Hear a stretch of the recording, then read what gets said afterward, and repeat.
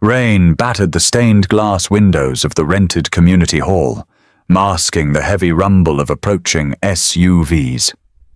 Inside, plastic chairs scraped against cheap linoleum as a sleepy officiant rushed through standard vows.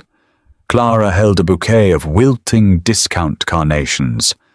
Her groom smiled, blissfully oblivious to the impending storm.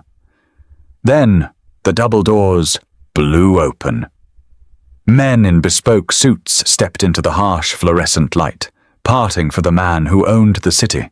He locked eyes on Clara's slightly swollen stomach. The community center smelled of stale coffee, industrial floor wax, and desperation. It was the kind of place people rented when they wanted a wedding, but couldn't afford a marriage. Clara adjusted the sleeves of her polyester dress. It scratched at her collarbone. The fabric was a harsh, unforgiving white, ordered online and tailored by a dry cleaner down the street. It didn't fit right. Nothing in her life right now fit right. But it was safe.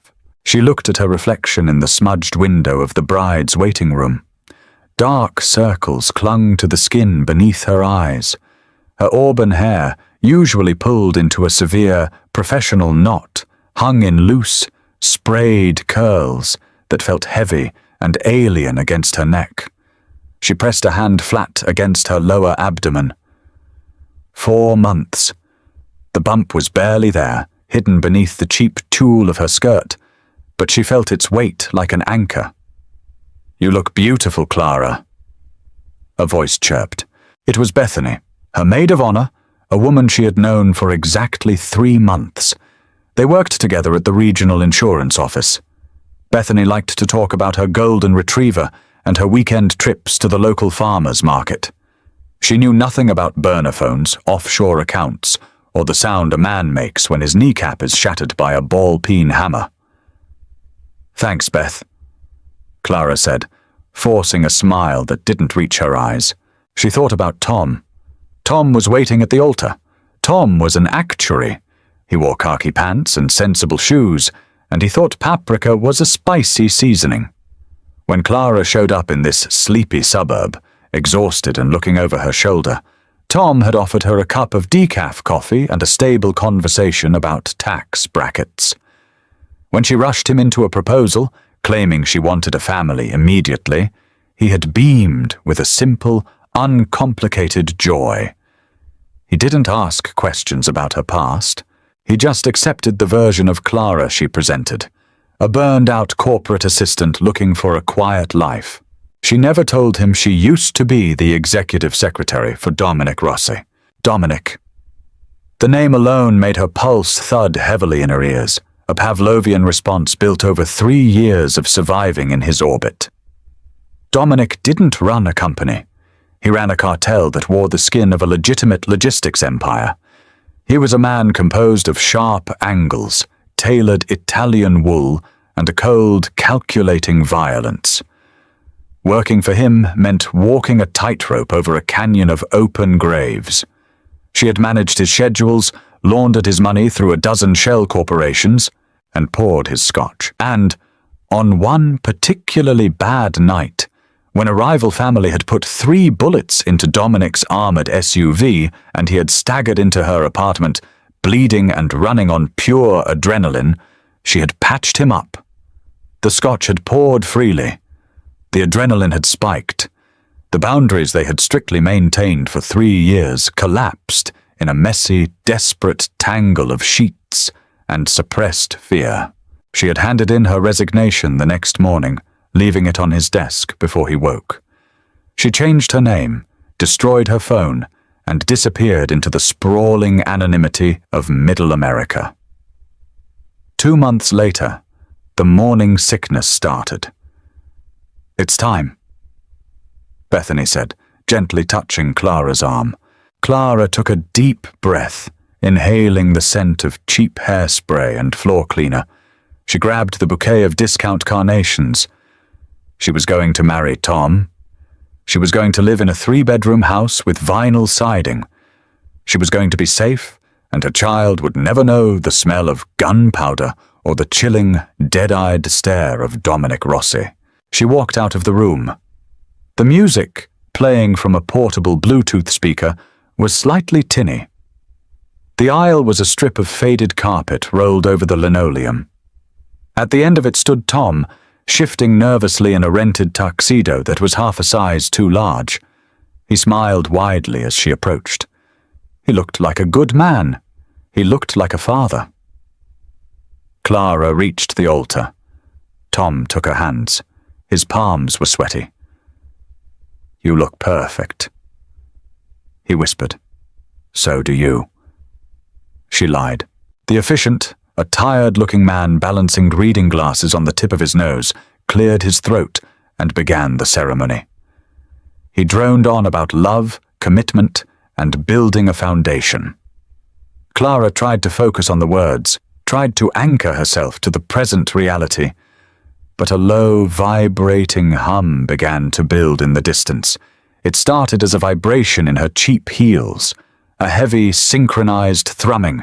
Engines, big ones, multiple. Clara's stomach dropped.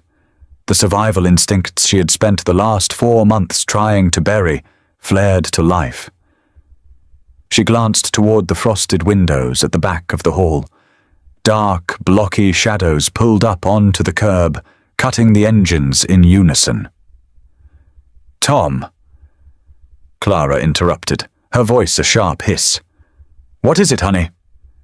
Tom asked, his smile faltering. "We need to hurry. Just skip to the I-do's," she told the officiant, her grip on Tom's hands turning bone white.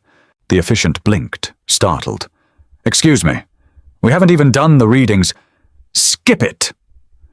Clara ordered, the mask of the timid insurance clerk slipping away, revealing the steel she had forged in Dominic's boardroom. Before the officiant could adjust his script, the heavy wooden double doors at the back of the community center didn't just open. They splintered. The crash of wood echoing through the cavernous hall silenced the tinny wedding march instantly. Guests, a meager collection of Tom's extended family and Clara's new co-workers, turned in their folding chairs. Gasps caught in their throats. The grey afternoon light spilled into the room, silhouetting 6 men. They didn't look like wedding crashers. They looked like an execution squad. Broad-shouldered, quiet, and impeccably dressed in dark suits. They moved with a terrifying, coordinated efficiency, fanning out and blocking the exits. One of them casually kicked a piece of splintered doorframe out of the way. Then, the sea of dark suits parted. Dominic Rossi stepped over the threshold. Clara stopped breathing. The air in the room suddenly felt impossibly thin, sucked out by the sheer gravitational pull of the man at the door. He wore a charcoal 3-piece suit that cost more than the entire building they were standing in. His dark hair was perfectly swept back, slightly damp from the rain outside. His eyes, a pale, startling grey, swept over the room with absolute disdain before locking onto Clara at the altar. He didn't yell. He didn't draw a weapon. He didn't need to. The violence in him was a quiet, suffocating thing, radiating outward. "Clara," he said. His voice wasn't loud, but it carried effortlessly across the silent room, rich and abrasive, like crushed glass against velvet. Tom, bless his oblivious heart, puffed out his chest and took a step forward, shielding Clara with his rented tuxedo. "Hey, pal, the hall is rented privately. You can't just bust in here. I'm calling the police." Dominic didn't even look at Tom. His gaze remained anchored to Clara, drifting slowly down from her pale face to the white polyester gathered around her waist. A muscle in his jaw twitched. It was the only crack in his marble facade, but to Clara, who knew how to read his micro-expressions, it was a scream of pure, territorial rage. He began walking down the aisle. His leather shoes clicked rhythmically against the cheap carpet. The guests shrank back in their seats. Bethany whimpered quietly, pressing herself against the folding chair. The officiant dropped his binder, the papers scattering over the linoleum, but he didn't dare bend to pick them up. "I won't tell you again," Tom said, his voice rising in pitch as panic finally started to bleed through his suburban confidence.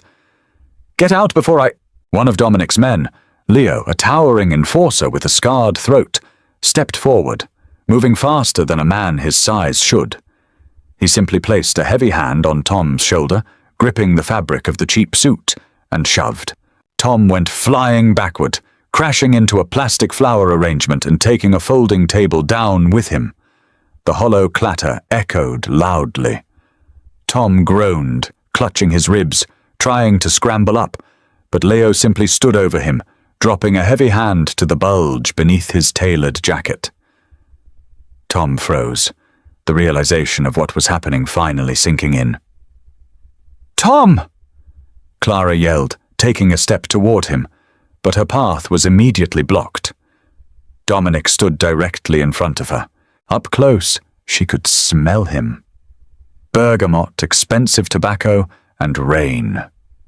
The scent was violently familiar, tearing down the fragile walls of the new life she had built in a matter of seconds. He was taller than she remembered, or maybe she had just forgotten what it felt like to be completely overshadowed by him. "You changed your hair," Dominic noted. His voice was a flat, terrifying monotone. Clara lifted her chin, fighting the tremble in her knees. "What are you doing here, Dominic? You left a resignation letter on my desk," he said, casually adjusting his cuffs. "You didn't wait for severance. I'm a stickler for proper HR protocols." "I don't work for you anymore. I left." "You ran." Dominic's pale eyes dropped to her stomach again. The silence stretched, thick and suffocating. "And you've been busy, it seems." From the floor, Tom gasped. "Clara, who are these guys? What does he want?" Dominic finally broke his gaze away from Clara to look at the man in the rumpled tuxedo on the floor. His lip curled in a sneer of profound disgust. "Is this the replacement, Clara? An accountant in a rented suit? You traded me for a man who buys his shoes at a mall? He's a good man," Clara snapped, her voice cracking. "He's safe. He's weak," Dominic corrected coldly. He turned his attention back to her. He reached out, his knuckles brushing against the cheap fabric of her dress just over her abdomen. Clara flinched, stepping back, but the altar was right behind her. She had nowhere to go. "Dominic, please," she whispered, the fight draining out of her. "Leave us alone. I want this life. I want him." Dominic's expression hardened into something carved from stone. He leaned in close, his breath hot against the shell of her ear. "You can play house with whoever you want, Clara," he murmured, the deadly calm in his voice laced with absolute finality. "You can wear cheap dresses and live in a house with a picket fence, but you are not marrying him." He pulled back just enough to look her in the eyes, his voice carrying over the dead, silent room so that every terrified guest and Tom shivering on the floor heard him perfectly. "Because that baby is carrying my bloodline, and what belongs to me stays with me." The words dropped into the room like a live grenade. Clara closed her eyes, a wave of nausea rolling over her. The secret was out. The fragile, pathetic house of cards she had spent 4 months building was incinerated in a single breath. "What?" Tom croaked from the floor. He looked from Dominic to Clara, his face pale, sweating profusely. "Clara, what's he talking about? You said we just got lucky quickly. You said—" Clara couldn't look at him. She stared at the knot of Dominic's silk tie. "I'm sorry, Tom," she whispered. "You lied to me." Tom's voice was shrill now, laced with betrayal and fear. "You're pregnant with a mobster's kid?" Dominic didn't even blink at the outburst. He snapped his fingers. Without a word, Leo hauled Tom to his feet by the lapels of his ruined tuxedo. Tom scrambled for footing, his sensible shoes slipping on the linoleum.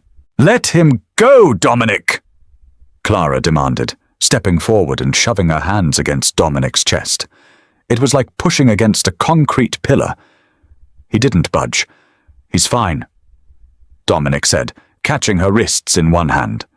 His grip was entirely devoid of pain, but absolute in its control. "He's just leaving, along with everyone else." Dominic looked over his shoulder at the paralyzed guests. "The ceremony is cancelled. I suggest you all leave quickly. The caterer can keep the deposit." Nobody moved for a second. Then a chair scraped loudly, and Uncle of Tom's bolted for the side door. The spell broke. The guests scrambled, practically climbing over each other in their desperation to escape the room. Bethany ran past Clara, tears streaming down her face, not looking back once. In under a minute, the hall was empty save for Clara, Dominic, Tom, and the men in suits. "Get him out of my sight," Dominic told Leo, nodding toward Tom. "Wait!" Tom yelled, struggling vainly against Leo's iron grip. "You can't just take her! Clara, call the cops!" "Tom, stop!" Clara pleaded, her heart breaking for the man. He was collateral damage. A civilian caught in a war zone. "Don't fight them. Just go. Please. I'm sorry." "I'm not leaving you with this psycho!" Tom shouted, finding a sudden stupid surge of bravery. He tried to swing at Leo. Leo didn't even flinch. He simply shifted his weight, swept Tom's legs out from under him, and slammed him face first onto a folding table. The plastic snapped. Tom groaned, completely incapacitated. "Stop it!" Clara screamed, struggling violently against Dominic's grip. "You're hurting him. He doesn't know anything." Dominic pulled her flush against his chest. His arms wrapped around her, pinning her to him. It was a suffocating embrace, smelling of danger and ownership. "Look at him, Clara," Dominic murmured in her ear, forcing her to watch as Leo dragged a dazed Tom toward the exit. "Look at the man you chose to protect my child. A man who gets put down by a single shove. You think he could keep you safe? You think when my enemies found out you were carrying a Rossi, this accountant could stop them? Your enemies didn't know I existed until you tore through my life again." Clara shot back, tears of frustration hot on her cheeks. "My enemies always know," Dominic said quietly. The anger in his voice faded, replaced by a bleak, undeniable truth. "You worked my books for 3 years. You know the margins. You know the risks. You really thought you could just disappear. You thought a fake name and a mid-tier tax bracket would hide you from the wolves?" He released her wrists but kept one hand firmly on the small of her back. Clara stepped away slightly, rubbing her arms. She looked around the ruined community hall, the scattered folding chairs, the dropped flowers, the overturned table. Her attempt at a normal life was literally smashed to pieces. "I just wanted to breathe," she said, her voice dropping to a harsh whisper. "I wanted a child who wouldn't have to learn how to check a car for explosives before going to school." Dominic's face hardened, a shadow crossing his eyes. It was a rare flash of vulnerability, instantly suppressed. "The world is violent, Clara. Ignoring it doesn't make it safe. It just makes you a victim." He looked down at her stomach again. The possession in his gaze was absolute. "He will have my name. He will have my protection. He will want for nothing." "And what if it's a she?" Clara challenged, crossing her arms defensively over her bump. "Then she will be a queen," Dominic replied, without missing a beat. "But she will not be raised in a vinyl-sided box by a man who cries when he gets pushed over." "You don't own me, Dominic." "No," he agreed slowly, taking a step closer until there was barely an inch of space between them. "I don't, but I own the environment you live in. You can walk out that door right now, alone. but you will never have a moment of peace. You will look over your shoulder for the rest of your life. Or you can come with me. Back to the cage, she said bitterly. A gilded cage is better than an open grave. Dominic countered. He extended a hand toward her. It wasn't an invitation. It was a summons. The car is waiting, Clara. Let's go home. Clara looked at his hand. She looked at the splintered doors. The illusion of her freedom was gone. She had thought she was running away, but she had only been on a long leash. And Dominic had just yanked it back. With a heavy, resigned sigh, she picked up the skirt of her cheap polyester dress and walked past his outstretched hand toward the waiting SUVs. The ride to the compound was silent. The interior of the armored SUV smelled of expensive leather, gun oil, and the faint, lingering spice of Dominic's cologne. Clara stared out the tinted window, watching the grey blur of the highway.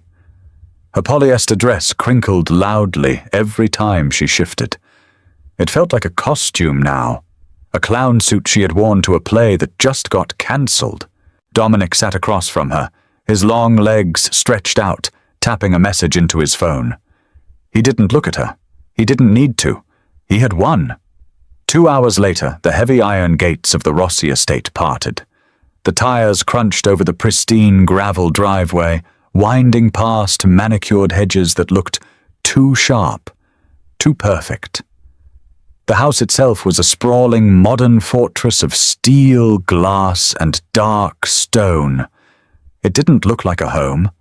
It looked like a warning. When the SUV stopped, Leo opened her door. Clara stepped out into the crisp evening air, her cheap heels sinking slightly into the gravel. "Welcome back, Miss Clara," a voice said. Arthur, the estate manager, stood at the top of the stone steps. He was a man in his late 60s, impeccably dressed, with eyes that saw everything and a mouth that said nothing. He didn't look surprised to see her in a muddy, cheap wedding dress. He didn't look at her stomach. "Hello, Arthur," Clara managed, her throat dry. "I've had the West Wing prepared," Arthur informed Dominic, stepping aside to let them pass into the cavernous marble foyer. "No," Dominic corrected without breaking his stride. "The primary suite. She stays next to me." Clara stopped dead in her tracks. "Dominic, I am not sharing your room." He paused, turning slowly. The massive crystal chandelier above them cast sharp shadows across his face. "You have your own room, adjoining mine. The door locks from the inside, but you will remain in my immediate proximity. I am pregnant, not a flight risk." "You are both," he replied flatly. "Dr. Hayes is waiting upstairs. He's going to run a full panel.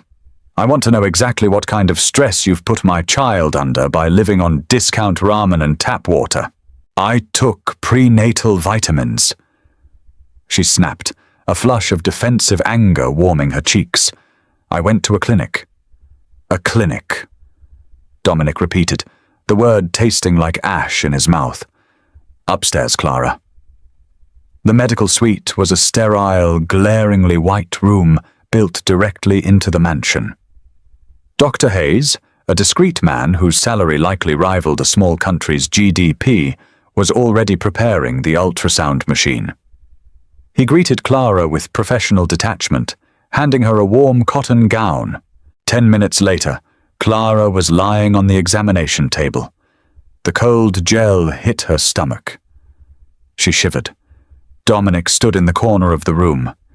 He had taken off his suit jacket, his sleeves rolled up to the elbows, revealing the faint scars on his forearms. He was perfectly still, his eyes locked on the black screen of the monitor. Dr. Hayes moved the wand. The static cleared. A rapid, rhythmic thrum, thrum, thrum filled the quiet room. Clara's breath hitched. She had heard it before, at the strip mall clinic, but it always hit her like a physical blow. The absolute reality of it, the life growing inside her. She squeezed her eyes shut, a rogue tear slipping down her temple. In the corner, Dominic stopped breathing. Clara opened her eyes just enough to look at him. The cold, calculating Mafia boss was gone. The mask had slipped. He was staring at the monitor with a hunger so raw, so violently possessive, it terrified her. He took a slow step forward, mesmerized by the grainy black and white shape. Heart rate is strong. 150 beats per minute. Dr. Hayes murmured. Measurements look perfectly on track for 16 weeks. The fetus is healthy. Print it, Dominic ordered, his voice uncharacteristically rough. He didn't look at Clara. He couldn't. If he looked at her, he would have to acknowledge the human being attached to the child. It was easier to focus on the monitor, on the legacy. Clara wiped her stomach with a towel, sitting up quickly. The vulnerability of lying there while he stared at her body made her skin crawl. "We're done here," she said to the doctor. Dominic took the printed ultrasound photo from Dr. Hayes. He stared at it for a long, quiet moment before sliding it into the breast pocket of his shirt, right over his heart. "Rest," Dominic told her, finally meeting her eyes. The coldness was back, locked firmly into place. "Dinner is at 8. We have things to discuss." The dining room table could comfortably seat 20. Tonight, it seated 2. Clara sat at one end, wearing a soft silk loungewear set she had found in her closet. Wardrobe provided by Arthur, no doubt. The fabric felt foreign against her skin after months of thrift store finds. She hated how good it felt. Dominic sat at the head of the table, cutting into a rare steak with surgical precision. The silence between them was thick, punctuated only by the clinking of silver against porcelain. Clara ate ravenously. The stress of the day, combined with the relentless hunger of her second trimester, made manners irrelevant. She demolished her portion of roasted duck and reached for the bread basket. Dominic watched her, pausing with his wine glass halfway to his mouth. "If you wanted to starve yourself to spite me, Clara, you picked a poor strategy," he noted.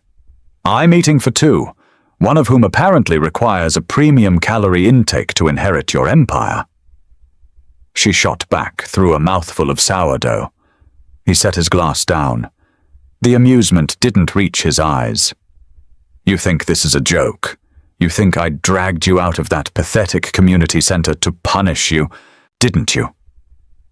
Clara challenged, dropping her knife. "You couldn't stand that I walked away. You couldn't stand that your secretary patched your bullet wounds, slept with you once, and realized she'd rather live in poverty than spend another second in your blood-soaked world." The temperature in the room dropped 10 degrees. Dominic wiped his mouth with a linen napkin, deliberately slow. "You are arrogant, Clara. It was one of the things that made you brilliant at your job, but it also makes you blind." He reached into his jacket and tossed a thick manila folder down the length of the polished mahogany table. It slid to a halt right in front of her plate. "Open it." Clara hesitated. Her hands were shaking slightly as she flipped open the cover. Inside were photographs, grainy surveillance shots. There was a picture of her walking out of the regional insurance office, a picture of Tom pumping gas into his Honda Civic, a picture of her looking at wedding dresses in a local boutique window. But it wasn't the photos that made her stomach drop. It was the watermark in the bottom corner of every printed page. A small, stylized black dog. The Moretti family crest. Vincent Moretti's men took those, Dominic said, his voice deadly quiet. 2 weeks ago. They tracked a wire transfer you made. You covered your tracks well, but you used a routing number connected to a shell company we burned last year. A minor oversight. But enough. Clara stared at the photo of Tom. A red circle had been drawn around his head in marker. "They didn't know you were pregnant," Dominic continued, leaning forward, resting his elbows on the table. They just knew you were the woman who used to run my books. They knew you had the account numbers, the routing data, the blackmail files on the city council. They were going to wait until after your little wedding." He let that hang in the air. "Vincent isn't a man who asks nicely, Clara. He was going to take your husband, tie him to a chair, and peel his skin off while you watched, until you gave him every single password." Dominic's grey eyes were merciless.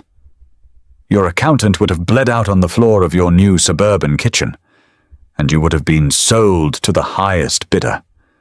Clara couldn't breathe. The bread she had just eaten turned to lead in her stomach. "I didn't crash your wedding to ruin your life," Dominic stated, his voice a low, vibrating hum of absolute authority. "I crashed it to save it." She pushed the folder away, trembling. "You expect me to thank you? I expect you to wake up." He snapped. He stood up, throwing his napkin on the table. "You spent 3 years swimming with sharks, Clara. You don't get to just walk onto the beach and pretend you don't know how to bite. You belong here, with me, because out there, you are prey." He turned on his heel and walked toward the heavy oak doors of the dining room. "Dominic!" she called out. He stopped, his hand on the brass handle, not looking back. "If I had stayed," her voice wavered. "If I hadn't run away that morning, what would you have done?" Dominic stood perfectly still for a long time. The silence stretched so far, Clara thought it might snap. "I would have built the cage around you before you ever knew you were trapped," he answered honestly. Then he walked out, leaving her alone with the cold food and the photographs of a life she almost destroyed. The primary suite's adjoining room was a masterpiece of interior design. Plush cream carpets, heavy blackout curtains, and a bed large enough for 3 people. It was beautiful. It was comfortable. It was a cell. For 3 days, Clara barely left the room. She paced. She stared out the reinforced glass windows at the armed guards patrolling the perimeter. She realized exactly how right Dominic had been. She had been playing a stupid game of playing house, ignoring the very real target painted on her back. On the 4th morning, she stopped pacing. She walked into the massive walk-in closet. She bypassed the soft silk loungewear and the designer maternity dresses Arthur had stocked. She went to the back, pulling out a tailored pair of black slacks that still mostly fit her frame, and a crisp white button-down shirt. She pulled her hair back into the severe professional knot she used to wear. She looked in the mirror. The frightened runaway bride was gone. The executive secretary who had managed a multi-million-dollar criminal enterprise stared back. She walked out of her room, down the sweeping staircase, and directly into the West Wing, Dominic's office territory. Leo was standing guard outside the heavy mahogany double doors. He crossed his arms as she approached. "He's in a meeting, Clara." Leo grunted. "I don't care," Clara replied, not slowing her pace. "Move, Leo, or I'll tell him you bruised my wrist at the wedding. He's very particular about my blood pressure right now." Leo's jaw tightened, a flicker of genuine apprehension in his eyes. He stepped aside. Clara pushed the doors open. Dominic sat behind a massive slab of black granite that served as his desk. 2 of his capos were sitting opposite him, looking over shipping manifests. They all froze as Clara marched into the room. Dominic's eyes flicked over her, taking in the sharp clothes, the severe hair, the fire returning to her posture. A very faint, entirely terrifying smirk touched the corner of his mouth before vanishing. "Gentlemen, give us a minute," Dominic ordered. The capos scrambled to gather their papers, practically running out the door. The heavy wood clicked shut behind them. "You're out of your room," Dominic observed, leaning back in his leather chair. "I'm bored," Clara said, walking right up to the desk. She placed her palms flat on the cold granite, leaning over it. "And when I get bored, I get anxious. When I get anxious, my cortisol spikes. Bad for the baby." Dominic's eyes narrowed. What do you want, Clara? I want a laptop, fully encrypted. On a secure VPN, I want access to the internal network. Dominic laughed. It was a short, sharp sound. Absolutely not. You brought me here because you said I was in danger. Clara countered, her voice dropping into the icy, professional cadence she used to use to negotiate arms deals. You told me the Moretti's tracked a dead shell company. That means your current laundering infrastructure has a leak. A big one. Whoever took over my job is a moron. He's adequately trained. He left a back door open that almost got me killed and your heir auctioned off. He's an idiot. Clara fired back. She pulled a chair out and sat down, crossing her legs. She looked at him with the same unflinching gaze she had used for 3 years. I am not sitting in that room for the next 5 months doing prenatal yoga, Dominic. I am not a trophy. I am not an incubator. If I am trapped in this house, I am going to make sure the walls hold up. Give me the books. Dominic stared at her. The tension in the room was electric, thick with unspoken history and a power struggle that had just shifted gears. He wasn't looking at a frightened civilian anymore. He was looking at his equal. You want to work for me again? He asked softly. I want to work for me, she corrected. I want to secure my own future, my child's future. Clara grabbed a pen and a piece of heavy cardstock from his desk. She scribbled quickly and slid it across the granite. Clara's terms, full read/write access to offshore ledgers. My own secure office space on the ground floor. No armed guards inside my office. If I fix the Moretti leak, I get my own private, unmonitored bank account with 5% of the recovered funds. Dominic picked up the card. He read it twice. 5% is steep, he murmured, his eyes locking onto hers. You're asking for millions. I'm asking for autonomy. She shot back. You own the house, Dominic. You own the perimeter, but you don't own me. Give me the books, or I swear to God I will spend the next 5 months rearranging your art collection and firing your staff just to annoy you. For a long moment, the ruthless boss of the Rossi syndicate did nothing but stare at the woman sitting across from him. Then, slowly, he reached into his desk drawer. He pulled out a heavy, black, encrypted laptop. He set it on the desk. The password is the date you started working for me, Dominic said, his voice a low, gravelly purr. Clara took the laptop. Their fingers brushed against the metal casing. The contact was brief, but it sparked like a live wire. Welcome back to the game, Clara, he whispered. She pulled the laptop into her chest, standing up. I never left, Dominic. I just took a vacation. As she walked out of the office, Clara felt the familiar, terrifying rush of adrenaline. She was in a cage, yes. But she finally held the keys to the locks. The ground floor office used to be a library. Now it was a war room.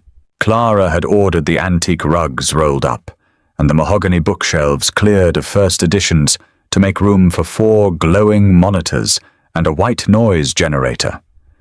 The air smelled of ozone, hot electronics, and the peppermint tea Arthur brought her every 2 hours. She had been staring at the screens for 3 days straight, her fingers flying across the mechanical keyboard with a rhythmic, punishing cadence. She rubbed her lower back. The dull ache was a constant companion now, a physical reminder of the ticking clock in her abdomen. 20 weeks. The baby had started fluttering against her ribs, tiny movements that felt like a butterfly trapped in a jar. It grounded her. It kept the exhaustion at bay. On the center monitor, a sprawling web of shell corporations cascaded in lines of neon green data. Cypriot holding companies connected to Panamanian shipping fleets, which funneled into a seemingly innocuous chain of commercial laundromats in New Jersey. It was a masterpiece of obfuscation. She knew she had built the foundational architecture herself 3 years ago, but someone had butchered it. "You're sloppy, whoever you are," she whispered to the empty room. She isolated a recurring routing anomaly, a series of microtransfers, seemingly insignificant amounts bleeding off the top of their high-yield accounts.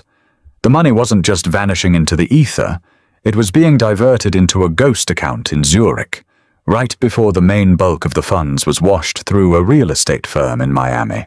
The leak wasn't a technical glitch, it was a person. And they weren't just stealing.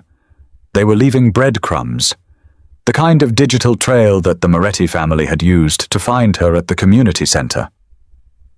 The heavy oak door swung open. Dominic walked in. He didn't knock. He never knocked. He carried a tumbler of scotch, the amber liquid catching the harsh light of her monitors. He looked tired. The war with the Morettis was escalating in the streets, demanding a physical toll that not even his tailored suits could completely hide. "Arthur says you skipped dinner. Again," Dominic noted, leaning against the doorframe. "I don't have time for roasted pheasant, Dominic. I'm hunting." He walked up behind her chair. He stood close enough that she could feel the heat radiating from him. He didn't touch her, but his presence was a heavy, gravity-altering force in the small room.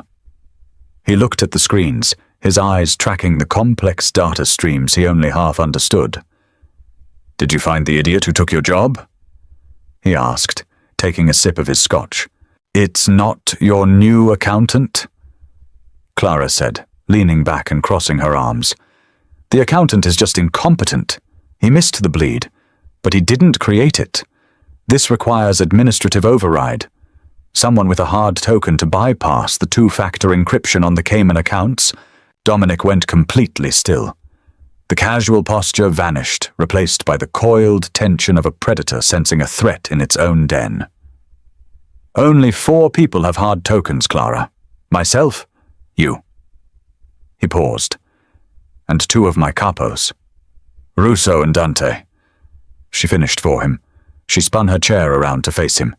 He was staring at the screen, his jaw set in a rigid line. "Look at the transfer timestamps." Clara pointed at the bottom left monitor. "The microtransfers only happen on the first Tuesday of the month, always between 2 a.m. and 4 a.m. Eastern Standard Time.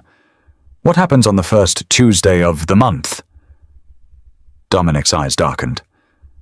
"The docks. Dante runs the Port Authority payoffs. He's on site all night, meaning Dante is away from secure Wi-Fi. But Russo..." Clara tapped her chin.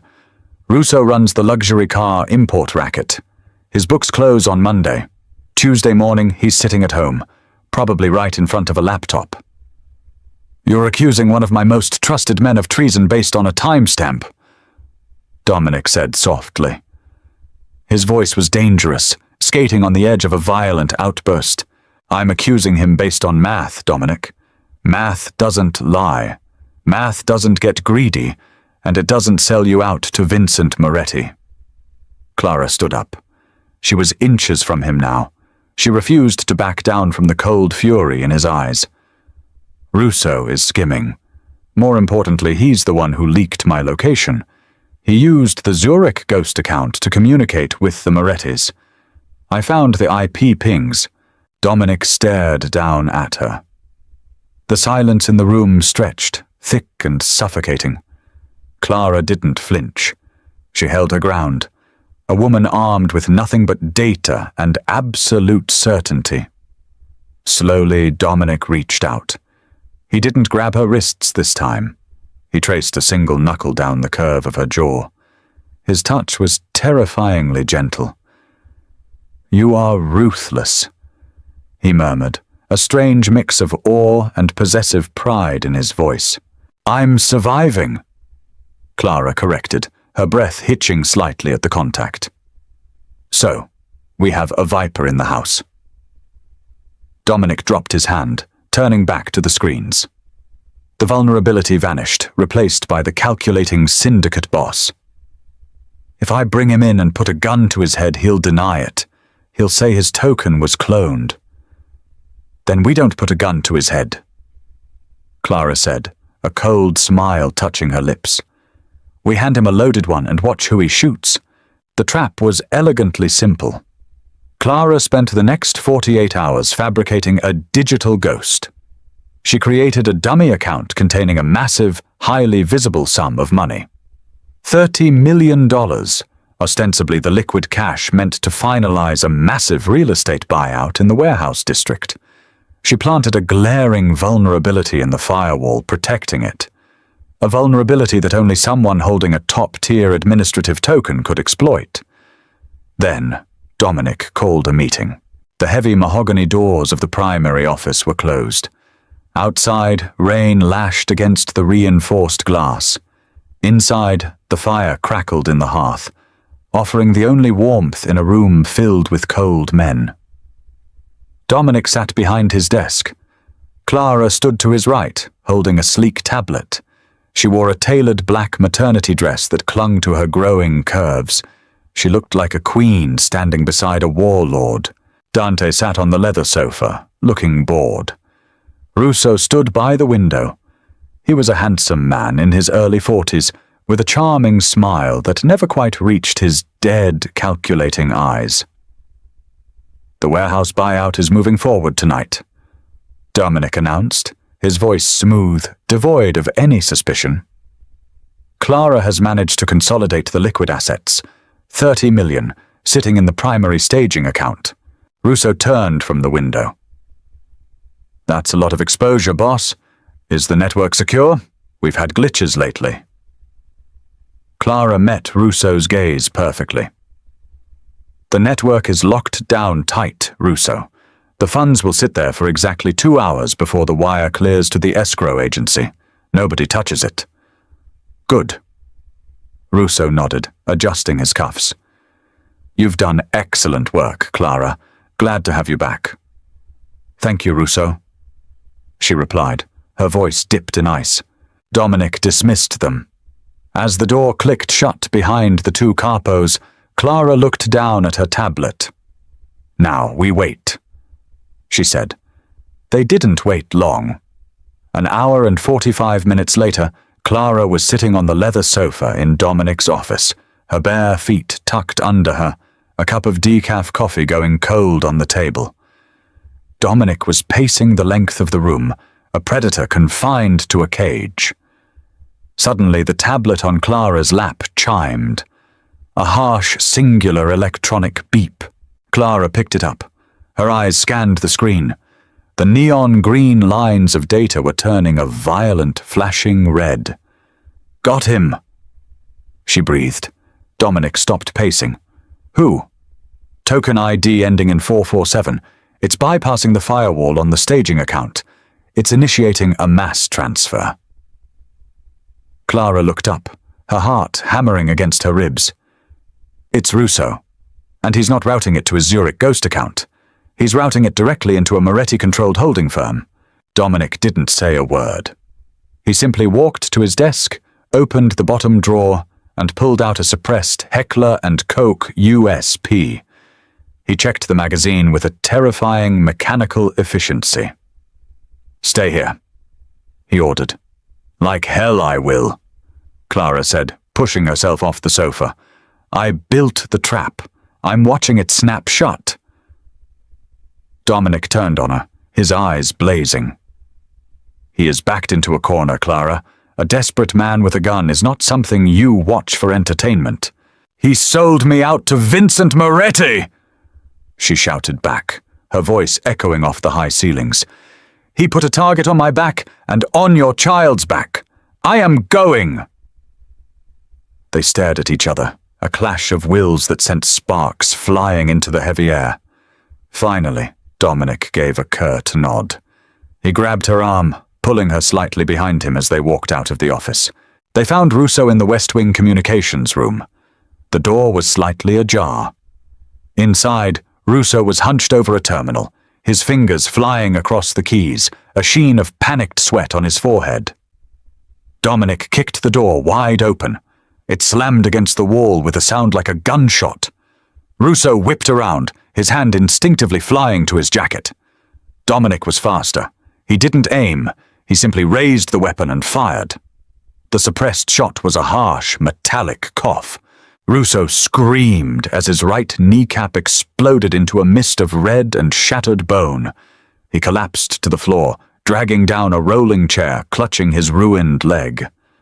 Clara stood in the doorway, staring down at the man who had nearly cost her everything. Her stomach turned violently at the sight of the blood pooling on the pristine carpet, but she forced herself not to look away. This was the reality of the cage. She couldn't pretend it didn't exist anymore. Dominic walked over to the writhing capo. He didn't yell. He didn't gloat. He simply stood over him, an executioner assessing a dying man. "You missed the wire cutoff, Russo," Dominic said, his voice a dead, flat calm. Clara coded a delay loop into the transfer. The money never left. Russo gasped, his face pale and contorted in agony. He looked past Dominic, locking eyes with Clara. The hatred in his gaze was absolute. You think you're smart, you bitch?" Russo spat, blood flecking his lips. "Vincent knows. He knows you're here. He knows about the kid. This doesn't change anything." Dominic raised the gun again, pointing it directly at Russo's forehead. "Dominic, wait!" Clara stepped into the room. Dominic paused, his finger tight on the trigger. "He has outlived his usefulness, Clara." "I know," she said, her voice terrifyingly steady. She walked up to the terminal Russo had been using. She looked at the screen. The transfer was suspended, waiting for a secondary authorization. He opened a direct channel to the Moretti servers to make the drop. Clara realized, a dark, brilliant idea forming in her mind. She looked down at Russo. "You handed them the money on a silver platter." "Go to hell." Russo groaned. Clara looked at Dominic. "Don't kill him yet. Let me use the open channel." Dominic lowered the gun slightly, his eyes narrowing in curiosity. To do what? To send Vincent Moretti a message. Clara sat in the chair Russo had pulled down. She righted it, ignoring the blood smearing the wheels. Her fingers danced across the keyboard. She didn't cancel the transfer. Instead, she reversed the pipeline. She used the administrative access Russo had recklessly left open to burrow directly into the Moretti holding accounts. They were expecting 30 million to come in. Clara murmured, her eyes reflecting the glaring light of the screen. "Their firewalls are down to receive the payload. It's an open door." For 10 minutes, the only sound in the room was the frantic clicking of keys and Russo's ragged, wet breathing. Then Clara hit enter. She stood up, smoothing the front of her dress. "What did you do?" Dominic asked, his eyes locked on her in absolute fascination. "I didn't just drain the Moretti holding account," Clara said coldly. "I wiped their offshore registry. I triggered a cascading deletion protocol through their primary servers. By tomorrow morning, Vincent Moretti won't be able to pay his hitmen, his lawyers, or his dry cleaner. The family is financially paralyzed."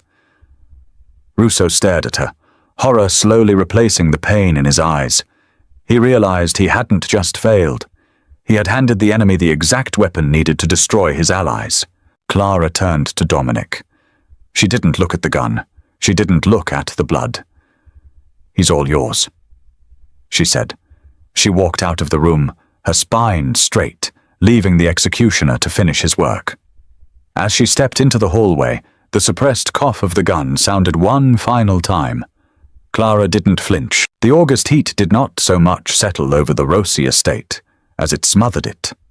Outside the reinforced, triple-paned windows of the ground-floor office, the manicured lawns baked under a merciless sun. The armed guards patrolling the perimeter sweated through their tailored dark suits, their silhouettes warping in the heat waves rising from the gravel driveway. Inside, the air conditioning hummed, fighting a losing battle against the thermal output of 4 industrial-grade encrypted server racks. Clara sat behind a slab of imported mahogany that served as her desk. She was 32 weeks pregnant. The physical reality of it was inescapable and utterly exhausting.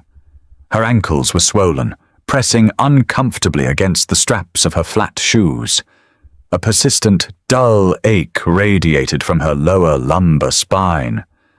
The child, resting heavy against her pelvis, had recently developed a habit of kicking her sharply in the ribs whenever she leaned too far forward to read a monitor.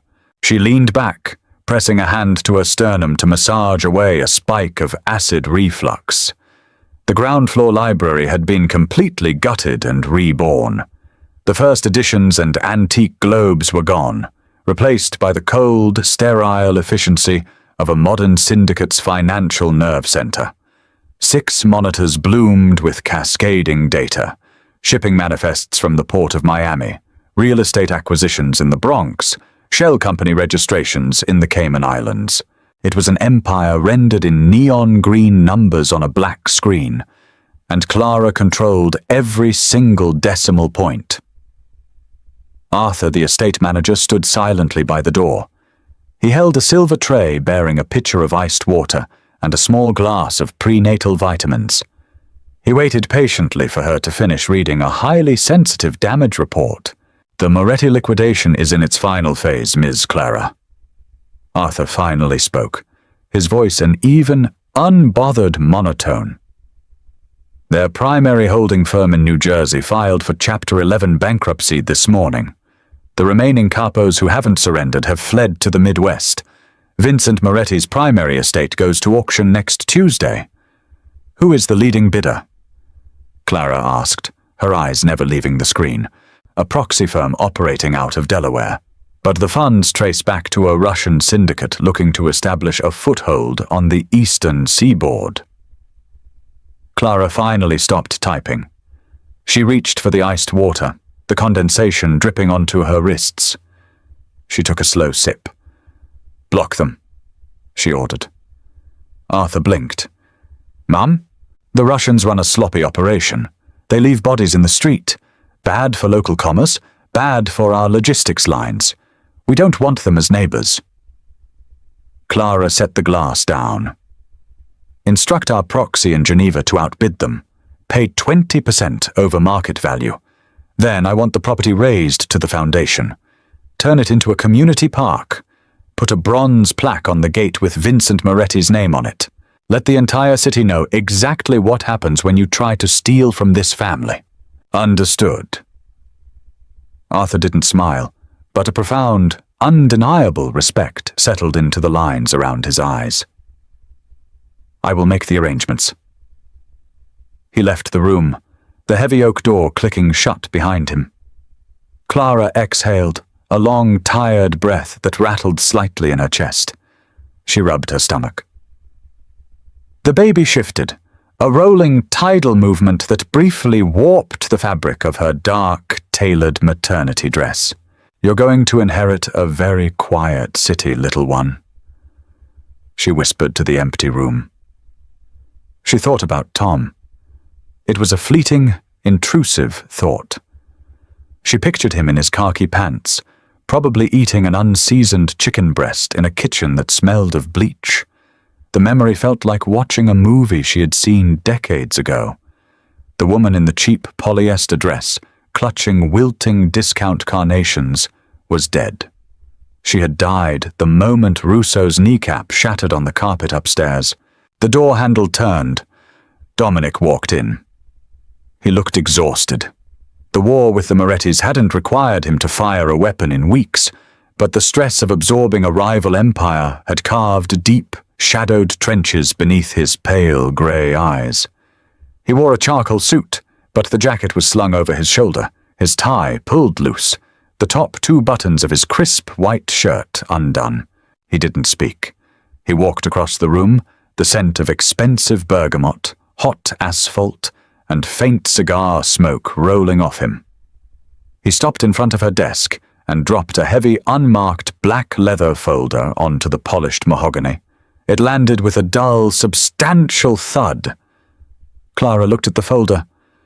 Then she looked up at him. "What is this?" "Your percentage," Dominic stated. His voice was rough, sandpaper dragged over rusted iron. "The 5% you demanded for fixing the leak and dismantling the Moretti infrastructure. The funds have been washed through 3 separate sovereign territories. They currently sit in a bearer account in Geneva. The routing numbers and access tokens are inside that folder. Only you know the alias attached to it." Clara didn't touch it. She stared at the black leather. "It's $22 million, Clara," Dominic said quietly. He leaned his hands on the edge of her desk, his broad shoulders casting a shadow over her workspace. "It is entirely untraceable. You can walk out the front gates of this compound right now. You can board a private flight to anywhere in the world. You will never have to look over your shoulder. You will never have to check a car for a bomb. You can raise the child in complete safety."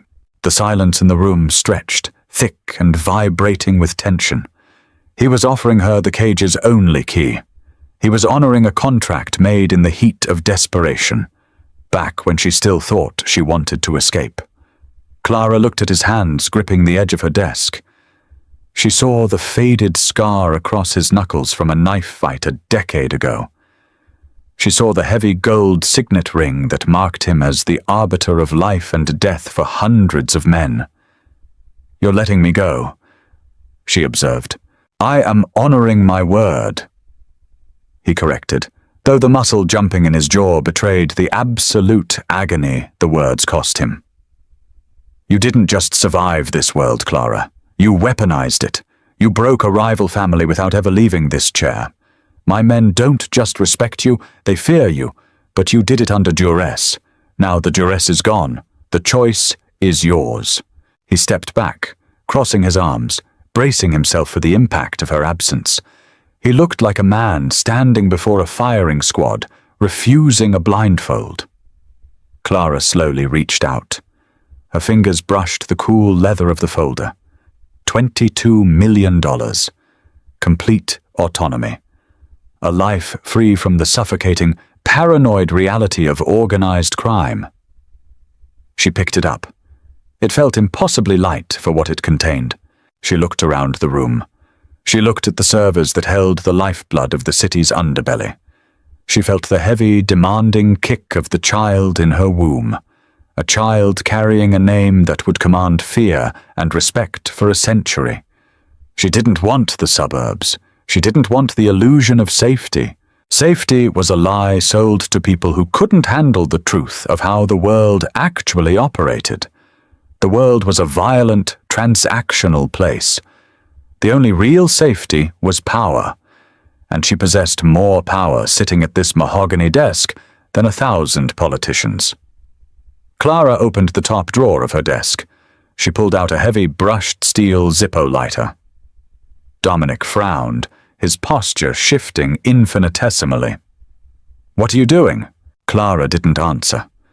She opened the folder, revealing the pristine white documents containing the bearer bonds and routing access codes. She flicked the Zippo. The flame sparked to life, a bright, violent orange in the dim, air-conditioned room. She touched the flame to the corner of the documents. The thick paper caught instantly. "Clara!" Dominic stepped forward, his eyes widening in shock. She held the burning folder for a second longer, letting the fire chew through the routing numbers, consuming the millions of dollars of escape money. When the heat licked uncomfortably close to her fingertips, she dropped the burning mass into the heavy brass wastebasket beside her desk. Flames leapt up, casting wild, flickering shadows across the dark wood paneling. The acrid smell of burning ink and leather filled the room. Clara leaned back in her chair, crossing her swollen ankles. She snapped the Zippo shut. The sharp clack echoed loudly over the crackling fire. "I don't require a severance package, Dominic," she said, her voice dropping into a deadly, silken calm. She met his shocked gaze. her own eyes blazing with a dark, unyielding absolute. "Because I am not going anywhere." Dominic stared at the flames consuming the only leverage she had to leave him. He looked back at her, the rigid, terrifying control he maintained over every aspect of his life fracturing into a million pieces. The warlord vanished. The syndicate boss ceased to exist. He crossed the space between them in 2 long, desperate strides. He didn't reach for her face. He didn't pull her into a kiss. Instead, the man who commanded an army of killers dropped entirely to his knees beside her chair. The impact of his knees hitting the hardwood floor was heavy, a physical manifestation of total surrender. He reached out with trembling hands, pressing his palms flat against the swell of her stomach. The fabric of her dress was warm. Right on cue, the baby kicked, a hard, rhythmic thud against Dominic's palm. A ragged, shuddering breath tore from Dominic's chest. He bowed his head, pressing his forehead against her knee. His broad shoulders shook, the unbearable weight of his isolation breaking over him like a collapsed dam. For years, he had stood alone at the top of a blood-soaked mountain, untouchable and utterly hollow. Now he was tethered. Clara looked down at him. She didn't feel fear. She didn't feel trapped. She reached out, burying her fingers in his thick, dark hair. She gripped it firmly, an anchor in the storm she had chosen to ride out. "You told me once that ignoring the violence of the world doesn't make you safe. It just makes you a victim," Clara murmured, her thumb tracing the shell of his ear. "You were right. So I stopped ignoring it. I learned the math. I learned the margins." Dominic turned his face, pressing a fierce, bruising kiss to the side of her knee. He looked up at her, his pale grey eyes entirely stripped of their icy defences. They burned with a devotion so absolute, so violently possessive, it would have terrified a lesser woman. "We built the cage," Clara continued, her voice steady, an iron velvet vow. "But we are not the prisoners. We are the wardens, and God help anyone who tries to reach their hands through the bars."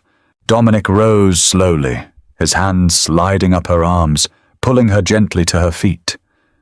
He supported her weight, wrapping his arms around her waist, pulling her flush against his chest. The smell of smoke from the burning folder wrapped around them, incense for a dark altar. "They will inherit the earth," Dominic whispered against her lips, his hand resting securely over their child. "But until they are ready, we hold the ledger." Clara finished. He kissed her. It wasn't a romance novel kiss. It tasted of ash, survival, and the cold mathematics of an empire secured.